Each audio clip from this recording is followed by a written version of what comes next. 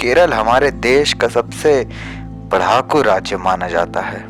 और माना क्या जाता है, अगर आंकड़ों के हिसाब से देखा जाए तो 93% साक्षरता के साथ ये हमारे देश का सबसे शिक्षित राज्य है। यहाँ कुछ लोगों में शिक्षा का स्तर इतना ज्यादा हो गया है कि मानवता और प्रेम नाम की चीज ही खत्म हो गई है। आपको लग रहा होगा कि मैं कौन होता हूँ ये सब बोलने वाला। मैं वो छोटा बच्चा बोल रहा हूँ जो अपने माँ के पेट में सो रहा था और थोड़ी भूख लगी तो हमेशा की तरह मैंने माँ के पेट में गुदगुदी की। मुझे नहीं पता कि मेरी माँ कहाँ से रोज मुझे मेरे पसंदीदे केले के पत्ते और हरी सब्जियाँ खिलाती थी। इसलिए जब मैं सो के उठा तो मैंने माँ को बोला मुझे भूख लगी है, और माँ ने हमेशा की तरह मुझे प्यार से एक थपकी लगाई और मैं खेलने में व्यस्त हो गया। माँ ने बहुत खोजा मगर कुछ भी खाने को नहीं मिल रहा था। उसे गुस्सा भी आ रहा था मगर मैंने माँ को शांत किया।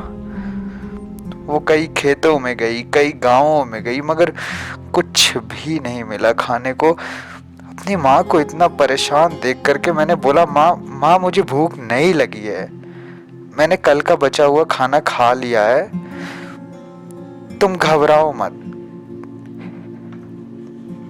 मेरे माँ के आंखों से आंसू निकल आए और वो बोली कि बेटा आज मैं तुझे अच्छे ताजा फल और तेरे फेवरेट केले के पत्ते खिलाऊंगी, बस मैं पहुंचने ही वाली हूँ।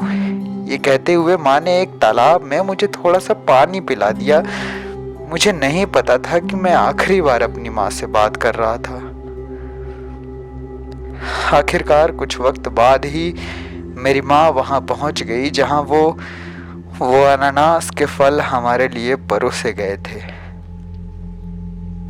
लेकिन शायद वो फल तो नहीं थे, क्योंकि जैसे ही माँ ने उसे खाया अगले ही पल एक जोर का धमाका हुआ और मेरी माँ का चेहरा खून से लथपथ हो गया।